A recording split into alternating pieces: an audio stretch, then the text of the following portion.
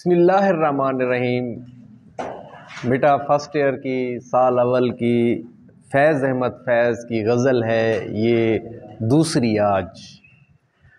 तो आपको पता है कि फैज़ अहमद फैज़ जो है वो हकीकत और रोमान के संगम के ऊपर ठहरे हुए शायर हैं। हकीकत को भी वो फेस करते हैं, ठीक है, और उनकी शायरी जो है वो इश्क के मौजू के हवाले से वो भी बहुत खूबसूरत शायरी है। आप इनकलाबी फ़िक्र के शायर हैं। इनकलाब नस्बुल ऐन का आदर्श आपकी शायरी में मिलता है कि वही किसी मकसद की खातिर, नस्बुल ऐन की खातिर ज़िंदगी कैसे गुजारनी चाहिए, ठीक है। तो ये शायर इकबाल के बाद इनको बड़ा शायर गर्दाना जाता है। तो इनकी शायरी में क्या मूसीकियत है, मुझसे पहली सी मोहब्बत मेरे महबूब न मांग, ठीक है। तो इनकी शायरी की क्या बात है। तो अब कब याद में तेरा साथ नहीं, कब हाथ में तेरा हाथ नहीं। तो इसमें जो हाथ लफ्ज़ इस्तेमाल ना, हाथ होता है, ये हाथ है, लेकिन शायर औज़ान वज़न बराबर करने के लिए बहर होती है ना, एक ही बहर में, एक ही लय में इनकी होती है, और औज़ान होते हैं। ये वज़न पूरा करने के लिए इन्होंने ते का है वो लिखा है, हाथ लिखा है। आप गौर करेंगे, कब याद में तेरा साथ नहीं, कब हाथ में तेरा हाथ नहीं, सद शुक्र के अपनी रातों में अब हिज्र की कोई रात नहीं। तो वही ये इनकलाब पसंद थे, तरक्की पसंद, तहरीक से वाबस्ता थे, गरीबों के हकूक़ के बारे में वो बात करते थे, सरमायादाराना निज़ाम के ख़िलाफ़ थे, फ्यूडलिज़्म के ख़िलाफ़ थे, ऐसी सियासत के ख़िलाफ़ थे जिससे लोगों के ऊपर जुल्म व सितम हो, रोटी तंग हो जाए। आज भी सिपरा उसकी खुशबू मिल मालिक ले जाता है, मैं लोहे की नाव से पैदा जो कस्तूरी करता हूँ। तू कादिर व आदिल है मगर तेरे जहाँ में हैं तलख बहुत बंदे मज़दूर के औकात। कब डूबेगा सरमाया परस्ती का सफ़ीना, दुनिया है तेरी मुंतज़िर रोज़े मकाफ़ात। ये इल्म, ये हिकमत, ये तदब्बुर, ये हुकूमत, पीते हैं लहू देते हैं तालीम मसावात। तो ये इंसानों के बारे में सोचते थे। तो ये जो है ना, ये इन्होंने कैदोबंद की सऊबतें बर्दाश्त की, 4 साल इन्होंने जेल काटी, जिला वतन भी रहे, वतन से बाहर इनको जो है ना भेज दिया गया। तो ये देखते थे ना, लोगों के हालात देखते थे, कसम पुरसी ज़िंदगी देखते। शायर हसास होता है, चीज़ों को गौर से देखता है, उसका मुशाहदा दूसरे लोगों से ज़्यादा होता है। तो ये बहुत अच्छे इंसान थे, ठीक है। जो दूसरों का दर्द महसूस करता हो तो उसके बारे में आप लोगों का क्या ख्याल होगा। तो अब देखो, एक वतन, जिला वतन है इंसान, और फिर वो ये शायरी कर रहा है, और वतन इनके लिए महबूबा का दर्जा रखती है, ठीक है। कब याद में तेरा साथ नहीं, कब हाथ में तेरा हाथ नहीं, सद शुक्र के अपनी रातों में अब हिज्र की कोई रात नहीं। ऐ मेरे महबूब, कौन सा वो वक्त है, लम्हा है जब तेरा हाथ मेरे हाथ में नहीं होता, ठीक है। तो जो आशिक होता है ना, तो उसको मुश्किलात का सामना करना पड़ता है। मोहब्बत के रास्ता जो है ना कठिन और दुश्वार होता है। तो इन मुश्किलात में जो है ना वो महबूब उसके ऊपर जुल्म व सितम रवा रखता है। तो फिर जुदाई भी हो जाती है, जुदाई मुकद्दर ठहर जाती है, जुदा होना ठहर जाता है। तो फिर ऐसे में वो अपनी ख्याली दुनिया बसा लेता है, जो आशिक होता है, ठीक है। तुम मेरे पास होते हो गोया जब कोई दूसरा नहीं होता। तो ख्यालों की दुनिया में फिर वो मतलब कि उसको वो लम्हे याद आते हैं, वो खुश होता रहता है। महबूब से तो जुदाई होती है। तो ये भी मतलब कि वतन से दूर है, जिला वतन है, कैद में है, ठीक है। तो अब उनके लिए जो है ना ये मोहब्बत का ठाठे मारता समंदर है कि ऐ मेरे महबूब, कब जो है याद में तेरा साथ नहीं, कब मेरे हाथ के अंदर तेरा हाथ नहीं, मेरे हाथों के अंदर तेरा हाथ है, हम चल रहे हैं, मेरी यादों के अंदर तू है, ठीक है, मौजूद है। और सद शुक्र, और सैकड़ों दफ़ा मेरा अल्लाह ताला का शुक्र अदा करता हूँ अल्हम्दुलिल्लाह कि अब रातों में अब हिज्र की कोई रात नहीं। ऐसी रात, कोई रात ही नहीं है जिसमें कोई जुदाई हो, जुदाई की कोई रात ही नहीं है। तू तो मेरे ख्यालों में बसता है, रानाई ख्याल कहते हैं इसको, यानी ख्यालों के अंदर जो है ना, ख्याल के अंदर इतना इंसान को मज़ा आता है, सुकून मिलता है कि महबूब जो है वो साथ है।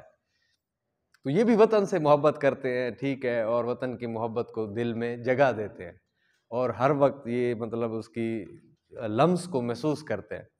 तो मुश्किल हैं अगर हालात वहाँ, दिल बेच आएँ जहाँ दे आएँ। अगर मेरा वतन जो है उसके हालात इतने मुश्किल हो गए हैं कि हम वहाँ पे जा भी नहीं सकते, हम जो है ना यानी कैद बंद में हैं और हमें जिला वतन कर दिया गया है, मुल्क से बाहर भेज दिया गया है, ठीक है।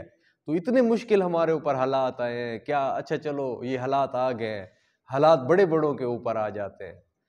चलो हम जिंदगी तो कीमती मता है ना, ये जिंदगी सबसे कीमती मता है, क्या हम अपना दिल जान जिंदगी दे के भी अपने वतन में दोबारा नहीं आ सकते? ऐसा क्या हो गया है दिल वालों कूचे जाना में, क्या ऐसे भी हालात नहीं?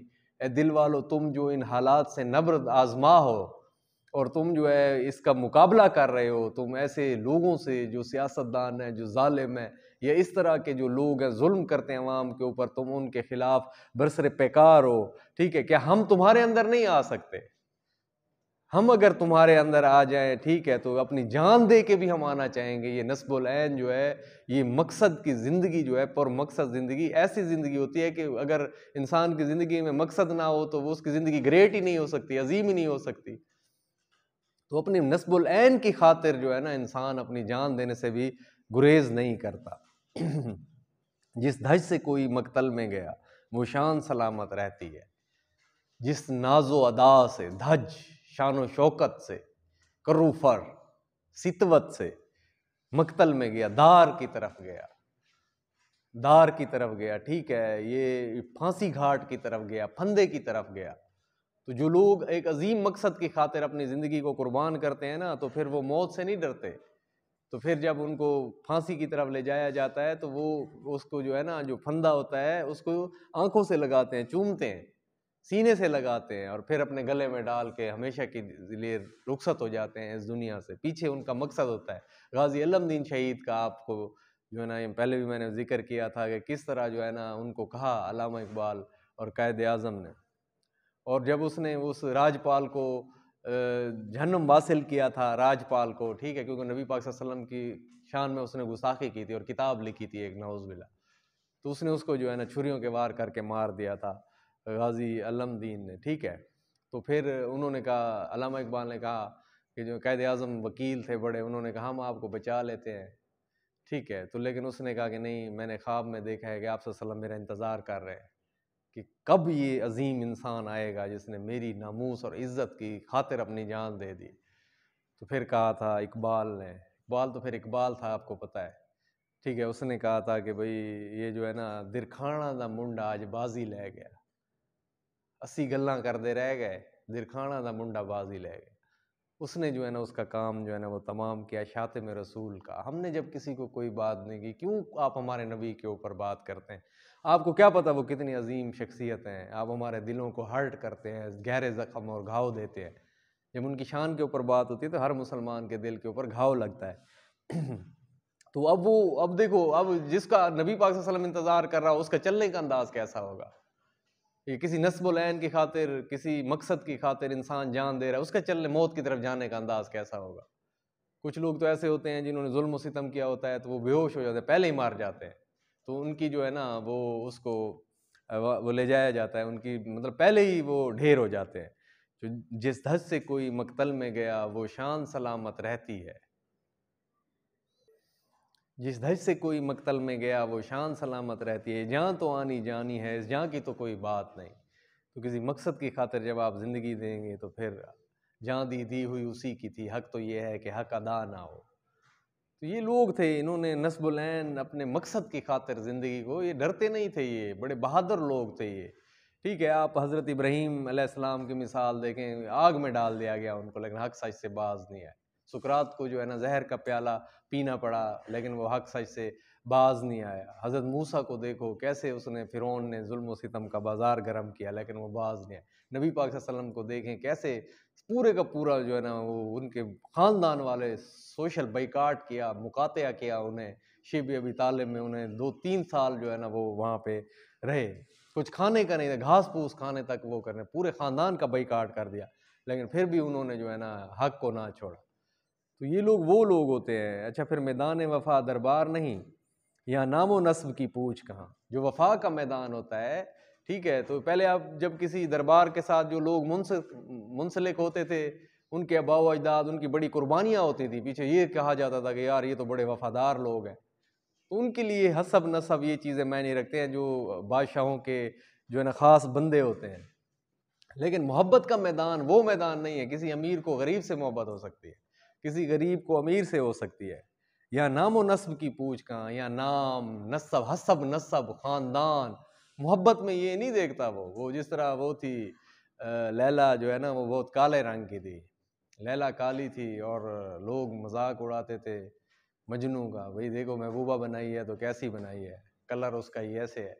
तो उसने फिर कहा था कि मासे चासे काले रंग इतना मतलब है, मैं जो देखता हूँ मेरी नज़र से तो दुनिया की शहजादी है, मलका है, तुम कहते हो कि वो काले रंग की है। मस्जिद चासे सरायकी में आप समझते होंगे, यानी काले रंग में तो मजा है। ठीक है, तो महबूब वो कहते ना कि मत देख किसी को हकारत की नजर से, हर चेहरा किसी न किसी का महबूब होता है। तो ये तो मतलब कि देखने वाली आंख में कोई इंसान इतना खास हो जाता है। तो आशिक तो किसी का नाम नहीं, कुछ इश्क किसी की ज़ात नहीं। तो आशिक जो है ना वो किसी का नाम नहीं है, और इश्क किसी की ज़ात नहीं है। ये किसी से भी किसी को जो है ना वो मोहब्बत हो सकती है। इसके लिए नाम नस्ब हसब, अमीर को गरीब से, गरीब को अमीर से।